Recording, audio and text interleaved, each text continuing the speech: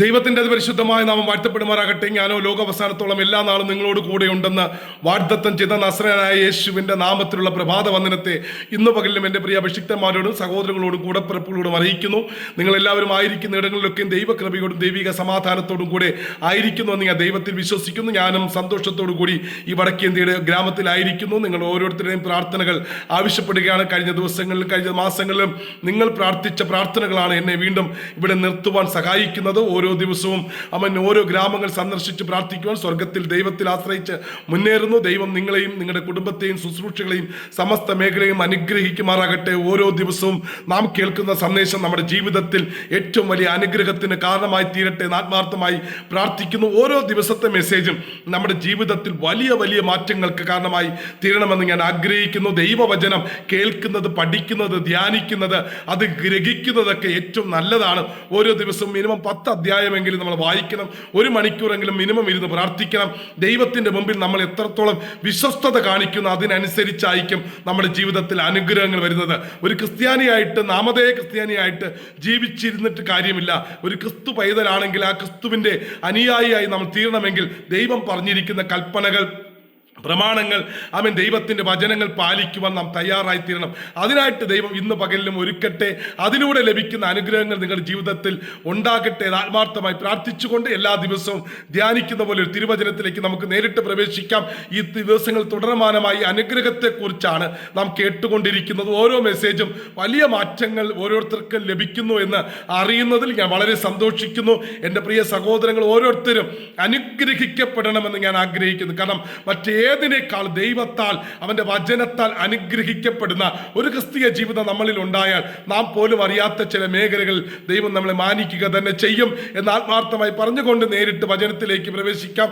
ഉൽപ്പത്തി പുസ്തകം 32-ാം അധ്യായം അതിന്റെ 26-ഉം 27-ഉം വാക്യങ്ങൾ ഇങ്ങനെ പറയുന്നു: നീ എന്നെ അനുഗ്രഹിച്ചിട്ടല്ലാതെ ഞാൻ നിന്നെ വിടുകയില്ല എന്ന് അവൻ പറഞ്ഞു. നിന്റെ പേർ എന്ത് എന്ന് അവനോട് ചോദിച്ചതിന് യാക്കോബ് എന്ന് അവൻ പറഞ്ഞു. നീ ദൈവത്തോടും മനുഷ്യരോടും പിടിച്ച് ജയിച്ചത് കൊണ്ട് നിന്റെ പേര് ഇനി യാക്കോബ് എന്നല്ല ഇസ്രായേൽ എന്ന് വിളിക്കപ്പെടും. ആമേൻ. ഞാൻ കഴിഞ്ഞ ദിവസങ്ങളിൽ വളരെ വ്യക്തമായി പറഞ്ഞു, ഒരു അനുഗ്രഹം ഒന്നിൽ തീരുന്നതല്ല. അബ്രഹാമിന്റെ അനുഗ്രഹം ക്രിസ്തുവേശു മുഖാന്തരം ജാതികളിലേക്ക് വരേണ്ടതുപോലെ അബ്രഹാമിന്റെ അനുഗ്രഹം ഇസഹാക്കിലേക്കും അതിലൂടെ തന്നെ യാക്കോബിലേക്കും പടർന്നു വരുവാൻ കാരണമായി തീർന്നു.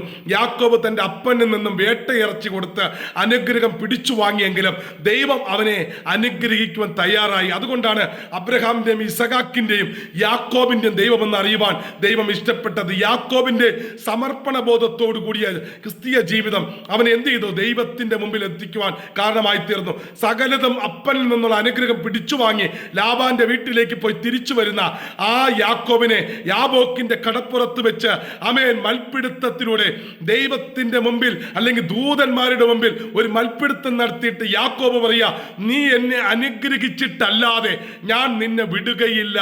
ഈ പകലിൽ ഞാൻ ആത്മാവിൽ വിളിച്ചു പറയുന്നു, ദൈവത്തിന്റെ മുമ്പിൽ നിന്നുള്ള അനുഗ്രഹങ്ങളെ പ്രാപിക്കുന്ന നിലവാരത്തിലുള്ള ഒരു ആത്മീയ ജീവിതം എന്റെയും നിങ്ങളുടെയും അകത്ത് വെളിപ്പെട്ടാൽ നമ്മുടെ പേര് മാറുന്ന നിലവാരത്തിൽ ഒരു ദൈവിക ചൈതന്യം നമ്മുടെ ജീവിതങ്ങളിൽ ഉണ്ടാകും. അങ്ങോട്ട് ചെല്ലുമ്പോൾ യാക്കോബായിട്ടാണ് പോയത്. പക്ഷേ ദൈവം അവനോട് ചോദിക്കുകയാണ്, നീ എന്നോട് അനുഗ്രഹം ചോദിച്ചു, നിന്റെ പേരെന്താകുന്നു?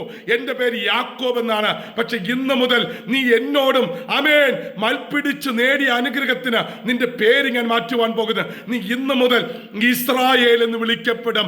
അങ്ങോട്ട് പോയപ്പോൾ ഒരു വ്യക്തിയായി പോയവൻ ഇതാ തിരിച്ചു വരുമ്പോൾ ഒരു രാജ്യമായി മാറുന്നതാണ് ദൈവിക അനുഗ്രഹത്തിന്റെ ഏറ്റവും വലിയ മുതൽക്കൂട്ട് എന്ന് പറയുന്നത്.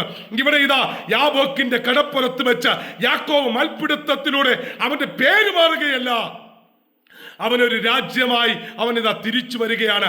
ഈ ദിവസങ്ങളിൽ എന്നെ കേൾക്കുന്ന പ്രിയ സഹോദരരെ, ദൈവത്തിന്റെ മുമ്പിൽ നിന്നും മൽപ്പിടുത്തത്തിലൂടെ പിടിച്ചെടുക്കുന്ന അനുഗ്രഹത്തിന് ഭാഗമാകുവാൻ നിങ്ങൾ ഓരോരുത്തരെയും ദൈവത്തിന്റെ മുമ്പിൽ സമർപ്പിച്ചുകൊണ്ട് പ്രാർത്ഥിച്ച് നിർത്തുന്നു. ദൈവം നിങ്ങളെ അനുഗ്രഹിക്കട്ടെ.